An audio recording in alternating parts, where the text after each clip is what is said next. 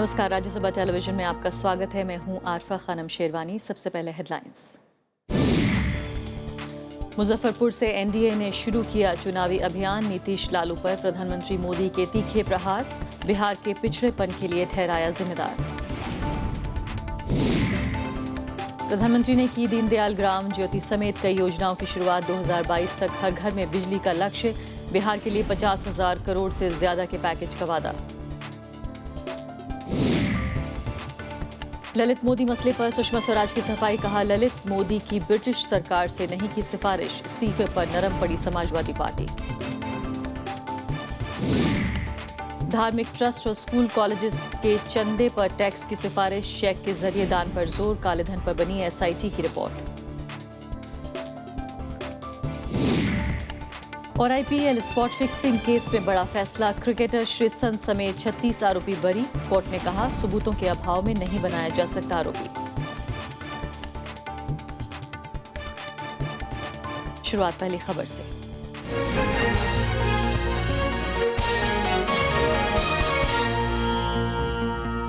प्रधानमंत्री नरेंद्र मोदी की आज बिहार के मुजफ्फरपुर में हुई रैली के बाद चुनावी सरगर्मी अचानक तेज हो गई है। उन्होंने बिहार की जेडीयू आरजेडी गठबंधन सरकार को राज्य के पिछड़ेपन के लिए जिम्मेदार बताया। प्रधानमंत्री ने वादा किया कि विधानसभा चुनाव में बीजेपी गठबंधन की सरकार बनने पर 24 घंटे बिजली और पाइपलाइन के जरिए गैस की आपूर्ति की जाएगी। भारत माता की। मुजफ्फरपुर की रैली से प्रधानमंत्री नरेंद्र मोदी ने बिहार में बीजेपी के चुनाव अभियान का आगाज कर दिया। यहां उन्होंने सत्तारूढ़ जेडीयू और आरजेडी गठबंधन पर जमकर कटाक्ष किया। उन्होंने राज्य के पिछड़ेपन से लेकर राजनीतिक छुआछूत के लिए जेडीयू नेता नीतीश कुमार और आरजेडी नेता लालू प्रसाद यादव को जिम्मेदार ठहराया। लेकिन मुझे दुख इस बात का नहीं है कि आपने हमारे साथ क्या किया, मुझे दुख इस बात का है कि आपने बिहार की जनता के साथ क्या किया। यहां के लोग जंगल राज से मुक्ति के लिए आपके पीछे खड़े हो गए और आज फिर से आप बिहार को उसी जंगल राज की ओर घसीट रहे हो। प्रधानमंत्री और बीजेपी के स्टार प्रचारक नरेंद्र मोदी ने बिहार के पूर्व मुख्यमंत्री जीतन राम मांझी की आड़ लेते हुए मुख्यमंत्री नीतीश कुमार पर हमला बोला। उन्होंने बिहार की जनता से एनडीए की सरकार बनने में सहयोग की अपील की और बदले में रोजगार, 24 घंटों बिजली और घर घर तक पाइपलाइन के जरिए गैस पहुंचाने का वादा किया। आज इतना बड़ा बिहार, 300 मेगावाट बिजली के भी आप मालिक नहीं हो, जबकि आपको 5,000 मेगावाट बिजली की जरूरत है। ये सरकारों ने सिर्फ 300 मेगावाट बिजली बनाई है। बाकी बिजली ये बना पाएंगे क्या? इतने सालों में बिजली नहीं दे पाए, वो दे पाएंगे क्या? दे पाएंगे क्या? मैं वादा करता हूं, मेरा अनुभव है, मैंने करके दिखाया है। मैं बिहार में 24 घंटे घरों में बिजली देने का वादा करने के लिए आया हूं। प्रधानमंत्री ने कहा कि संसद का सत्र खत्म होते ही बिहार के लिए बड़े आर्थिक पैकेज का ऐलान कर दिया जाएगा। एक दिन के दौरे पर बिहार पहुंचे प्रधानमंत्री ने इससे पहले दिन में बिहार के लिए कई परियोजनाओं का शिलान्यास भी किया। बिहार में प्रधानमंत्री की पहली चुनावी रैली के बाद ये साफ हो गया है कि ये मुकाबला ब्रांड नीतीश कुमार और ब्रांड नरेंद्र मोदी के बीच होने वाला है। कैमरामैन शिवी सुदर्शन के साथ श्याम सुंदर, राज्यसभा टीवी, मुजफ्फरपुर। प्रधानमंत्री नरेंद्र मोदी के बयान पर जेडीयू आरजेडी के साथ कांग्रेस ने भी तीखी प्रतिक्रिया दी है। वहीं एनडीए की सहयोगी शिवसेना ने आर्थिक पैकेज को चुनाव के बजाय विकास के लिए देने की वकालत की। अच्छा दिन का क्या हुआ ये बोलना चाहिए था, इनको बताना चाहिए था। और जुआ जुबती करे हुंकार, और कहाँ गया हमारा रोजगार जो आप बोले थे। 24 घंटा बिजली की बात आपने की। आप बताइए कि बिजली क्या इंतजाम आपने किया? बिहार अपने मुद्दे पर कम कर रहा, अभी चला रहा मामला। मुजफ्फरपुर की रैली में बिजली पर बहुत भाषण दिया। हालांकि जब वो बोल रहे थे तो कोई रिस्पांस उनको नहीं मिल रहा था, क्योंकि लोग महसूस कर रहे हैं कि बिजली की स्थिति में सुधार आया। उस पर हम आएंगे। Modi ji should accept that whatever development happened in Bihar is also the contribution of the UPA government. जो उधर हुआ है वो भी यूपीए का कंट्रीब्यूशन है. So what is to be done there, इन्होंने पिछले 1 साल में कुछ नहीं किया है. और मुजफ्फरपुर आपको सीधे लेकर चलते हैं। संवाददाता श्याम सुंदर इस वक्त वहां पर मौजूद हैं, इस रैली को कवर करने गए हैं। श्याम सुंदर, ये बताइए, फिलहाल कि 3 महीने पहले एक तरह से चुनावी जो पूरी कैंपेन है उसकी शुरुआत वहां हो चुकी है। दोनों के भाषण हमने सुने हैं और एक ऐसा वक्त भी था जब दोनों मुख्यमंत्री थे और हम जानते हैं कि किस तरह का दोनों की जो है वो इक्वेशंस रही थी। अभी फिलहाल किस तरह की प्रतिक्रियाएं आपको आम दर्शकों में नजर आई, वादों की भी और उधर जिस तरह का परफॉर्मेंस नीतीश कुमार का रहा है पिछले 10 साल में?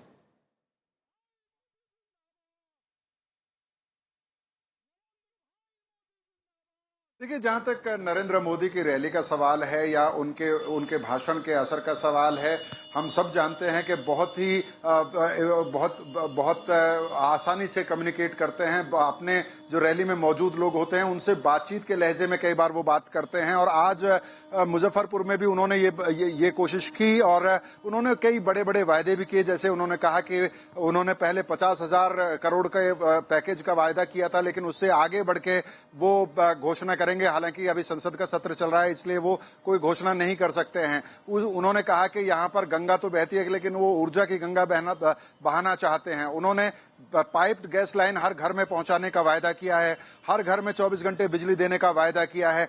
लेकिन इसके साथ साथ हमें यह भी ध्यान रखना पड़ेगा कि नरेंद्र मोदी के भाषण में उन्होंने ये भी कहा कि उनके मंत्रिमंडल में सबसे ज्यादा बिहार के मंत्री हैं और उनको सबसे महत्वपूर्ण मंत्रालय दिए गए हैं। इसके अलावा उन्होंने कहा कि नीतीश कुमार ने जिस तरह से जीतन राम मांझी के साथ व्यवहार किया वो महादलितों का अपमान है। तो जहां एक तरफ विकास की बात करते हुए नरेंद्र मोदी नजर आए, वहीं पर उन्होंने बिहार के जो सामाजिक समीकरण हैं उनका भी ख्याल रखा। और वो ये जानते हैं कि बिहार के चुनाव में शायद सामाजिक समीकरणों को भी बहुत ध्यान में रखना पड़ेगा। और जिस तरह का अलायंस उन्होंने लोकसभा के चुनाव में भी किया था, उसी तरह से विधानसभा के चुनाव के लिए जिस तरह से जीतन राम मांझी को उन्होंने साथ लिया, तो इससे स्पष्ट एहसास होता है कि नरेंद्र मोदी बिहार के चुनाव की जो पेचीदगियां हैं उनको समझते हैं। रही बात नीतीश कुमार की, बिल्कुल जैसे कि हम पिछले बुलेटिन में भी हम बात कर रहे थे कि नीतीश कुमार के बारे में ये आम लोग मानते हैं बिहार के कि उनके पिछले 10 साल के शासनकाल में गवर्नेंस जो है वो उस पर उन्होंने काम किया है। चाहे वो बिजली की स्थिति की बात करें, सड़कों की स्थिति की बात करें या लॉ एंड ऑर्डर की बात करें, इस मोर्चे पर अगर कोई बहुत बहुत बड़ा काम नीतीश कुमार ने नहीं भी किया है, तो भी लोग ये मानते हैं कि जब वो मुख्यमंत्री बने उससे अगर आज की तुलना की जाए तो बिहार बहुत आगे बढ़ चुका है। बहुत कुछ किए जाने की जरूरत है। लेकिन नीतीश कुमार की वैसी आलोचना जो आज जो नरेंद्र मोदी मुजफ्फरपुर में बोल रहे थे, तो उन्होंने व्यक्तिगत आलोचना ज्यादा की कि उन्होंने अपने राजनीतिक साझेदारों को धोखा दिया, चाहे वो जीतन राम मांझी हो, चाहे वो जॉर्ज फर्नांडिस रहे हो पहले, या फिर भारतीय जनता पार्टी रही हो, और किस तरह से उन्होंने डिनर कैंसिल कर दिया था जिसमें नरेंद्र मोदी को भी जाना था। तो एक तरह से उन्होंने व्यक्तिगत आधार पर जरूर टारगेट करने की कोशिश की नीतीश कुमार को, लेकिन कोई गंभीर आरोप वो नीतीश कुमार पर लगा पाए हो, कोई ठोस आरोप लगा पाए हो, ऐसा नजर नहीं आया। बहुत बहुत शुक्रिया श्याम सुंदर आपका। फिलहाल हमारे साथ स्टूडियो में भी एक और खास मेहमान मौजूद हैं, वरिष्ठ पत्रकार अभिरंजन कुमार। अभिरंजन, ये भी कहा जा रहा है कि नीतीश कुमार के पार्ट पर ये काफ़ी गरिमापूर्ण लगा कि उन्होंने प्रधानमंत्री के साथ स्टेज शेयर किया। हम जानते हैं कि उनकी इक्वेशंस बहुत अच्छी नहीं है, लेकिन प्रधानमंत्री के पद को उन्होंने एक इज्जत देते हुए वहाँ उसमें भाग लिया। वो चाहते तो एब्सेंट भी हो सकते थे। क्या जनता इस बात को समझती है? हाँ, नहीं, निश्चित रूप से उनका जाना वहाँ पर अच्छा रहा। इससे मेरे ख्याल से अच्छा मैसेज भी गया होगा। अगर वो एब्सेंट होते तो उनको राजनीतिक नुकसान हो सकता था। बिहार की जनता एक बार फिर से ये कह सकती थी कि उस झगड़े को ये अभी तक बनाए हुए हैं। और ये जो चीज़ नरेंद्र मोदी ने कहा कि भाई मुझे आप चांटा मार लेते, मुझे आप मेरा गला घोंट देते, लेकिन एक व्यक्ति से दुश्मनी के लिए आपने बिहार के विकास का गला क्यों घोंटा? तो नरेंद्र मोदी की ये बात थोड़ी और पुख्ता होती, क्योंकि तो मुझे लगता है कि नीतीश कुमार ने अपने राजनीतिक नफे नुकसान को ध्यान में रखते हुए, आप इसे बड़प्पन से जोड़कर मत देखें, क्योंकि राजनीति में कोई नेता बड़प्पन यूं ही नहीं दिखाना चाहता है। तो उनका नफा नुकसान था, वो मंच पर गए, उन्होंने अपनी बातें रखी। आपने देखा कि प्रधानमंत्री ने जिन भी योजनाओं का शिलान्यास किया या उद्घाटन किया, नीतीश कुमार ने कोशिश की अपने तरीके से कि एक एक योजना, एक एक शिलान्यास के बारे में वो बताएं कि किस तरह से उस अमुक योजना में राज्य का कितना शेयर है, कितनी हिस्सेदारी है, कितना पैसा दिया गया है, या हम जब अटल बिहारी वाजपेयी की सरकार में थे तभी की ये परियोजना है, या हमने फर्टिलाइजर के लिए बिजली माफ कर दी थी। तो अपने तरीके से उन्होंने भी जो है लोगों को बताने की कोशिश कह रहे हैं कि बड़प्पन जो है वो एक बाय प्रोडक्ट हो सकता है, लेकिन मकसद वो नहीं रहा होगा। लेकिन ये बताइए कि जिस तरह की पैकेजिंग आपको नजर आ रही है चुनाव में, कई लोग तो यहाँ तक कह रहे हैं कि ये बिल्कुल मोदी का जो कैंपेन था, नरेंद्र मोदी का चुनाव से पहले, उसी की क्लोनिंग करने की कोशिश है। बल्कि तथ्य तो यहाँ तक कहता है कि उस टीम के हिस्सा एक व्यक्ति जो कि चीफ था उस कैंपेन का, नरेंद्र मोदी जब चुनाव लड़ रहे थे, उन्हीं को जो है इन्होंने हायर किया है। तो क्या आपको लगता है कि उसी पैटर्न पर चुनाव लड़ने की कोशिश की जा रही है? नहीं, निश्चित रूप से, चूंकि वो पैटर्न चल पड़ा। जैसे बॉलीवुड में क्या होता है ना, एक फिल्म हिट हो जाती है तो फिर उसी थीम पर उसी तरीके की बहुत सारी फिल्में बनने लग जाती हैं। फिर से एक बार नीतीश कुमार। तो चूंकि नरेंद्र मोदी का वो फार्मूला हिट हो गया, कुछ केजरीवाल वाला भी फार्मूला है, कुछ नरेंद्र मोदी वाला भी फार्मूला है, तो उस पर उन्होंने और उसी व्यक्ति को इनफैक्ट हायर भी किया गया जिसकी तरफ आप इशारा कर रही हैं। तो ये सारी चीजें तो हैं, लेकिन मैं इसके दूसरे पहलू की तरफ देखना चाहता हूं और जनता को भी मैं जागरूक करना चाहता हूं। इतना खर्चीला चुनाव नहीं होना चाहिए, चाहे वो भारतीय जनता पार्टी और उनके एलाइज इतना खर्च करें या फिर नीतीश कुमार और उनके एलाइज इतना खर्च करें। मुझे लगता है कि जनता के पैसे पर इतनी फिजूल खर्ची अपने राजनीतिक लाभ के लिए नहीं होना चाहिए। नीतीश कुमार भी बेतहाशा पैसा खर्च कर रहे हैं, जनता के पैसे से पैसा खर्च कर रहे हैं। सूचना जनसंपर्क विभाग जो है सरकारी पैसे से सरकार का और इनफैक्ट नीतीश कुमार और उनकी पार्टी का विज्ञापन कर रहा है। इसी तरह से आप देख रहे हैं कि नरेंद्र मोदी के विज्ञापन में कितनी चीजें हो रही हैं। गुजरात से साड़ियां आ रही हैं, पानी आ रहा है, तमाम चीजें आ रही हैं। 100-150 रथ बनाए जाएंगे। आप सोचिए 1 लाख सभाएं की जाएंगी तो कितना खर्चीला होता है। पूरी तरीके से पर्सनैलिटी ड्रिवन है, इश्यूज नहीं है बल्कि पर्सनैलिटीज है। लेकिन इसके अलावा अगर आप इक्वेशंस की हम बात कर लें तो विधानसभा चुनाव, लोकसभा चुनाव में पिछले हमने देखा कि बीजेपी ने बहुत अच्छा परफॉर्म किया और खासकर नरेंद्र मोदी के चेहरे पर चुनाव लड़ा गया।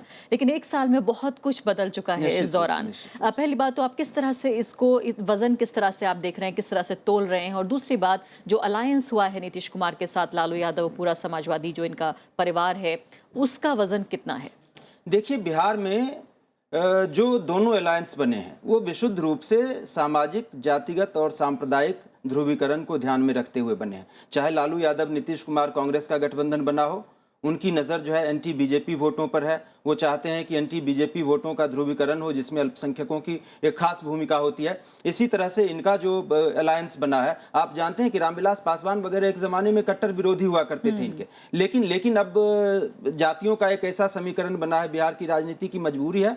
लेकिन मुझे लगता है कि जैसा आपने कहा 1 साल में हालात बदले हैं। अगर आप मुझसे 3 महीने पहले यही सवाल करती तो मैं कहता कि शायद जो डेवलपमेंट्स हुए, जीतन राम मांझी इधर आए, नीतीश के खेमे में टूट हुई, लालू के खेमे में टूट हुई, तो ये सब चीजें एनडीए और बीजेपी के फेवर में जा रही थी। लेकिन अभी 2 चीजें ऐसी हुई हैं जिनसे मुझे लगता है कि बीजेपी, एनडीए, नरेंद्र मोदी तीनों को सोच समझकर चलने की जरूरत पड़ेगी। इतना आसान ये चुनाव नहीं होने जा रहा है। एक तो एंटी इनकम्बेंसी फैक्टर, जो ये एंटी इनकम्बेंसी इसलिए 1 साल में ये एंटी इनकम्बेंसी शुरू हो गया। 1 साल में नहीं, मैं कहता हूं कि पिछले 1 महीने में ये एंटी इनकम्बेंसी गहरा हुआ है। इसलिए क्योंकि आप देखिए कि ये एक नैतिकता के जिस पहाड़ पर चढ़कर आए थे नरेंद्र मोदी कांग्रेस के खिलाफ, उस किले में, उस पहाड़ में जो है एक आप देख रहे हैं कि सुराख हो गया है। आप देखिए कि व्यापम घोटाला है, तमाम छत्तीसगढ़ में घोटाला है, सुषमा स्वराज पर आरोप लग रहे हैं, वसुंधरा पर आरोप लग रहे हैं, और वहां पर जिस हाई मोरल की बात किया करते थे नरेंद्र मोदी और भाजपा के लोग, वो चीज नहीं दिखा पा रहे हैं। तो ऐसे में कांग्रेस दागदार है, विपक्ष दागदार है, इसके बावजूद वो इनको घेरने में कामयाब हुई है। और जनता के मन में कहीं से ये इंप्रेशन चला गया है कि नरेंद्र मोदी भी वैसे ही है, भाजपा भी वैसी है। तो एक तो ये एंटी इनकम्बेंसी की दूसरी वजह ये रही क्योंकि जनता तौलती है ना, वो देख रही है कि वादे पूरे नहीं हुए और वादों को पूरा करने की दिशा में जो काम होना चाहिए उस काम की रफ्तार बहुत स्लो है। तो एक तो ये चीज हुई जिसकी वजह से पिछले 1-2 महीने में एंटी इनकम्बेंसी। दूसरी चीज ये हो रही है कि दिल्ली वाली गलती मुझे लगता है कि हो रही है। दिल्ली में इन्होंने नरेंद्र मोदी के नाम पर चुनाव लड़ा, किसी को सामने नहीं किया। केजरीवाल की छवि बेहतर थी, उनके सामने कोई नहीं था। 20 दिन पहले किरण बेदी को उतारा गया था। इसी तरह से बिहार में क्या हो रहा है, नीतीश की छवि ठीक ठाक है। उन्होंने 10 साल में से 8 साल सुशासन जनता मानती है, भले वो बीजेपी के साथ का वक्त हो। अब नीतीश के सामने कोई नहीं है, बिल्कुल। नीतीश के सामने भी नरेंद्र मोदी हैं, तो जनता इन चीजों को शायद बहुत लाइक नहीं करे। जी हाँ अभिरंजन, लेकिन इसमें सबसे खास बात ये भी रहेगी कि बता रहे थे श्याम सुंदर, एक बहुत बड़ी भीड़ उमड़ी है, जितनी बीजेपी ने सोचा नहीं था, उनकी उम्मीदों से भी आगे जाकर लोग आए हैं। जाहिर नरेंद्र मोदी अच्छा बोलते हैं, लोग उन्हें सुनना चाहते हैं, लेकिन वोट देंगे, बिल्कुल वोट देंगे नहीं देंगे, बिल्कुल। जैसे राहुल गांधी और प्रियंका गांधी को सुनने के लिए आने वाली हर जनता, हर वोटर नहीं होती, उसी तरह से ये जरूरी नहीं है। लेकिन वोट देंगे या नहीं देंगे, ये बहुत महत्वपूर्ण बात है। बहुत बहुत शुक्रिया अभिरंजन कुमार आपका। तो बिहार की धरती से प्रधानमंत्री नरेंद्र मोदी ने 5 परियोजनाओं का शिलान्यास और उद्घाटन किया। इस मौके पर नरेंद्र मोदी के साथ मंच साझा कर रहे मुख्यमंत्री नीतीश कुमार ने अपने ही अंदाज में केंद्र सरकार को निशाना बनाया। नरेंद्र मोदी ने भी सधे अंदाज में हर प्रहार का करारा जवाब दिया। प्रधानमंत्री नरेंद्र मोदी ने पटना से शनिवार को दीनदयाल उपाध्याय ग्राम ज्योति समेत 5 मंत्रालयों से जुड़ी योजनाओं की शुरुआत की। इस मौके पर बिहार के मुख्यमंत्री नीतीश कुमार ने मोदी के साथ मंच साझा किया। सरकारी कार्यक्रम होने के बावजूद दोनों नेताओं ने अपने अपने अंदाज में सियासी तीर चलाए। नीतीश केंद्र को धन्यवाद देते हुए इन योजनाओं में राज्य सरकार के योगदान को गिनाने से नहीं चूके। वहीं नरेंद्र मोदी ने लालू यादव को विकास विरोधी बताकर आरजेडी जेडीयू गठबंधन पर कटाक्ष किए। दनियामा और बिहार शरीफ रेल खंड का आज उद्घाटन हो रहा है, ये बहुत पहले से बन रहा था। और अगर सच पूछिए तो आदरणीय अटल जी के सरकार के समय अगर 6 महीना पहले चुनाव कराने का फैसला नहीं हुआ होता तो ये 2004 में चालू हो गया होता। ये काम पूरा हो गया होता, वो सही बोल रहे हैं। लेकिन बाद में सरकार बदल गई और रेल मंत्री यहां से ऐसे आए कि काम को रोक दिया गया और हमारे आने के बाद उसको चालू किया गया। प्रधानमंत्री ने बिहटा में बने आईआईटी पटना के नए परिसर के उद्घाटन के साथ ही जगदीशपुर हल्दिया गैस पाइपलाइन परियोजना के पहले चरण की शुरुआत की। दनियावा बिहार शरीफ रेल लाइन सेवा के साथ ही पटना मुंबई एसी एक्सप्रेस को भी हरी झंडी दिखाई गई। नीतीश ने अपने भाषण में केंद्र सरकार पर तंज कसने का कोई मौका नहीं गंवाया। मेरा एक ही विनम्र आग्रह है कि कुछ राज्य की योजनाएं जो केंद्र की एजेंसियों के पास लंबित है, कृपा करके उसकी भी आप समीक्षा अगर कर देंगे तो मैं समझता हूं उसमें पूरी गति आ जाएगी। चुनावी मौसम को देखते हुए प्रधानमंत्री ने राज्य के लिए 50,000 करोड़ रुपए से ज्यादा की राशि का एक बड़ा पैकेज भविष्य में देने का वादा भी किया। मैं आज उसकी घोषणा नहीं करूंगा, मैं सही समय पर आकर के उसकी घोषणा करूंगा, लेकिन मैं इतना कहता हूं, मैंने जो वादा किया था उसको तो निभाऊंगा, उससे भी आगे मामला ले जाऊंगा, ये मैं आपको वादा करने आया। पटना में प्रधानमंत्री नरेंद्र मोदी भारतीय कृषि अनुसंधान परिषद के 87वें स्थापना दिवस समारोह में भी शामिल हुए। इस मौके पर उन्होंने कहा कि बिहार, पश्चिम बंगाल, ओडिशा, झारखंड, असम और पूर्वी उत्तर प्रदेश जैसे राज्यों में ही दूसरी हरित क्रांति की संभावना है। Bureau report, Rajya Sabha TV.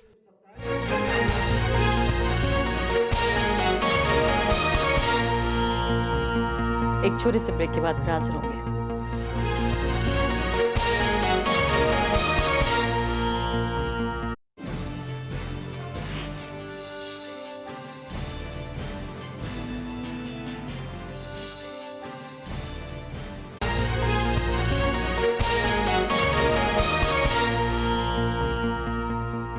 और इस बीच आम आदमी पार्टी भी बिहार चुनाव में एनडीए को घेरने की तैयारी में है। चुनाव नहीं लड़ने के बावजूद पार्टी एक टीम बिहार भेज रही है जो कि एनडीए सरकार के खिलाफ चुनाव प्रचार करेगी। जेडीयू ने इस कदम का स्वागत किया है।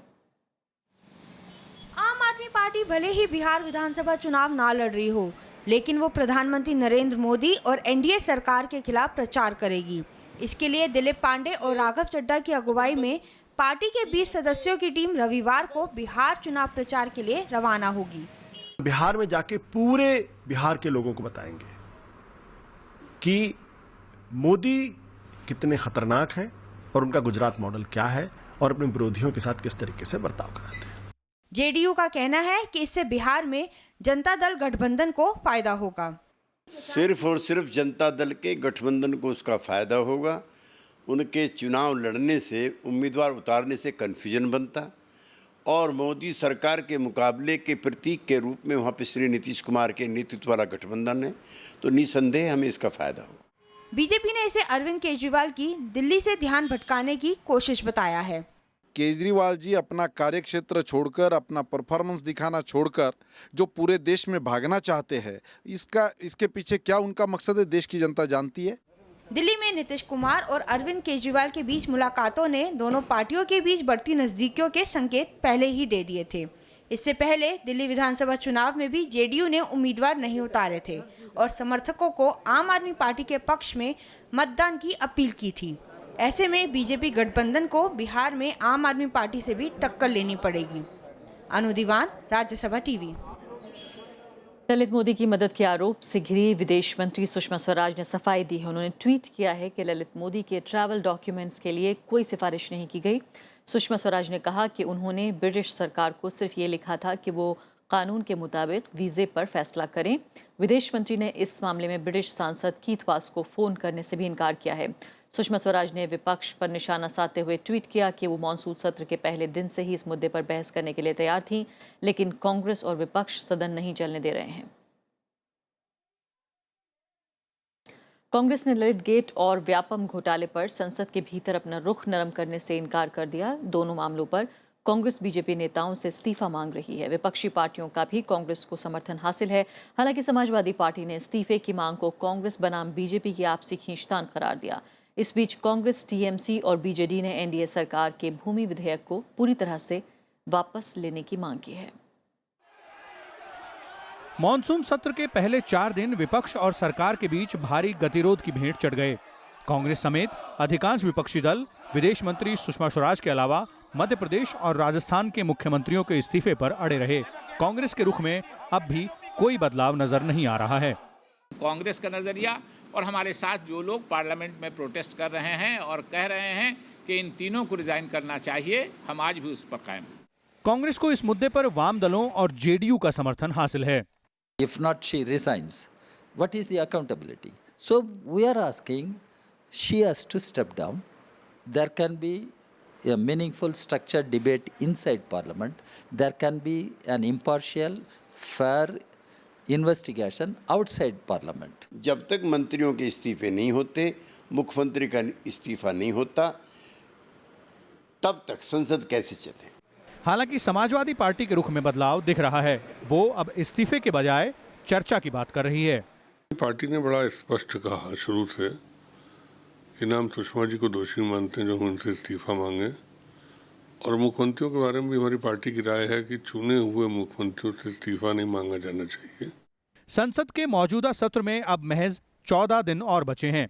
ऐसे में कांग्रेस पूरी कोशिश में है कि विपक्ष के साथ एकजुट होकर वो सरकार का मनोबल तोड़े। कांग्रेस उपाध्यक्ष राहुल गांधी, जेएमएम, एनसीपी और आम आदमी पार्टी के नेताओं के साथ हाल ही में एक बैठक कर चुके हैं। Vishal Dahiya, Rajya Sabha TV. IPL spot fixing मामले में श्री संत, अंकित चौहान और अजीत चंदीला समेत सभी 36 आरोपी आज बरी हो गए। दिल्ली की पटियाला हाउस कोर्ट ने सबूतों के अभाव में इन्हें आरोपी बनाने से इनकार कर दिया। इधर बीसीसीआई ने कहा है कि फिलहाल इन खिलाड़ियों पर लगा प्रतिबंध जारी रहेगा। आईपीएल 6 में स्पॉट फिक्सिंग मामले में दिल्ली की पटियाला हाउस कोर्ट ने शनिवार को फैसला सुनाया। इसमें सबूत के अभाव में सभी 36 आरोपियों को बरी कर दिया गया। इसमें क्रिकेट खिलाड़ी एस श्रीसंत, अंकित चौहान और अजीत चंदीला भी शामिल हैं। आईपीएल के मैच फिक्सिंग के चार्जेस विचाराधीन थे। आज माननीय अदालत ने सभी अभियुक्तों को बरी कर दिया है। मामले में बरी हुए खिलाड़ियों ने कोर्ट के आदेश का स्वागत करते हुए क्रिकेट में अपनी वापसी की उम्मीद जताई है। अभी कोशिश यही करूंगा कि जितना जल्दी हो सके ट्रेनिंग शुरू करें प्रॉपर्ली, और I can get permission from BCCI to use the facility so that I can get fit and come into the selection process. I am free out of this. 2 साल का जो टेंशन वाला माहौल था, जो तनाव था, जो भी डिसअपॉइंटमेंट्स था, it's over now. I am looking forward for the coming future. जो इतना बुरा टाइम मेरे परिवार ने और मैंने देखा, और उस चीज से मैं आज निकला हूँ। एक गंदा सपना था मेरी फैमिली के लिए, उससे आज मैं दूर हुआ हूँ। पूर्व क्रिकेट खिलाड़ियों और बीसीसीआई के पदाधिकारियों ने फैसले पर अपनी प्रतिक्रिया दी है। That's the selectors and the board to decide.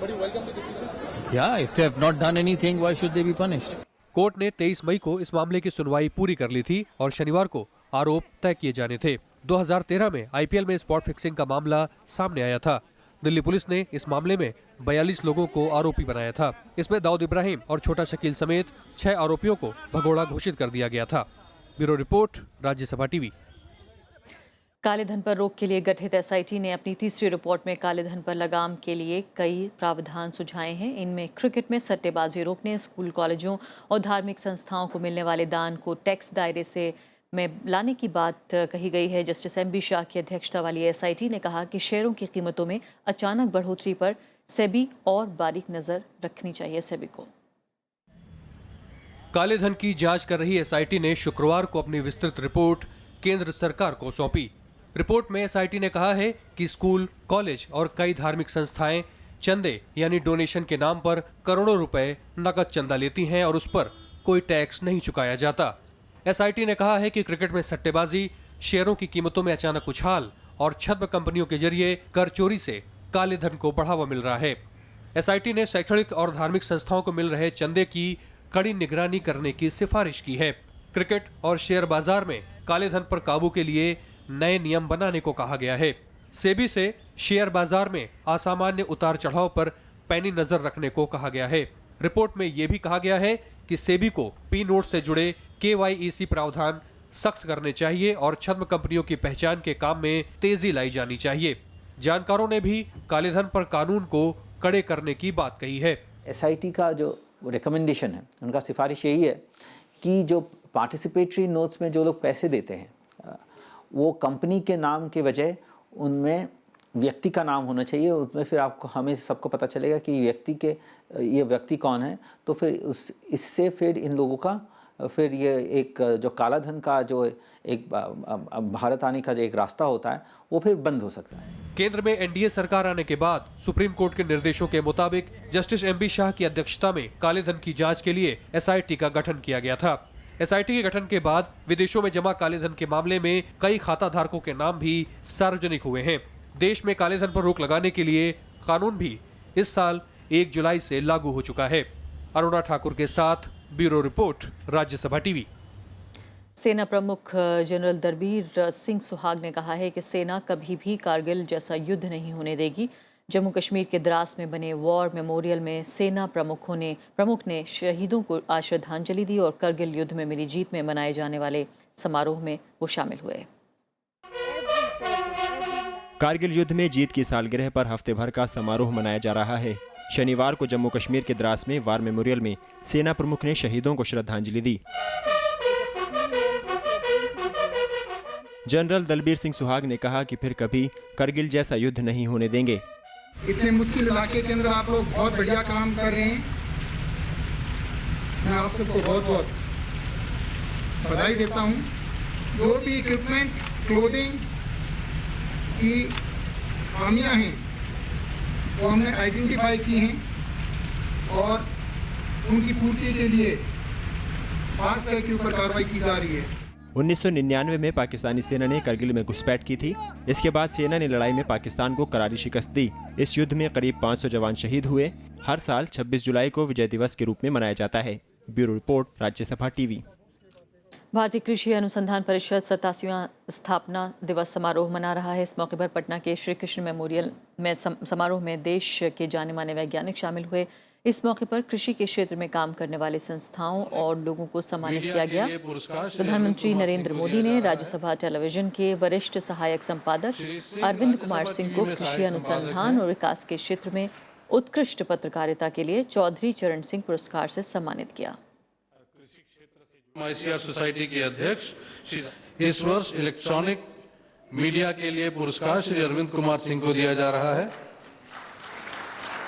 Shri Singh Rajya Sabha TV में सहायक संपादक हैं। जी और राज्यसभा टेलीविजन में हम सब के लिए भी एक गर्व का क्षण है। फिलहाल यहाँ पर एक छोटा सा ब्रेक, हाजिर होंगे।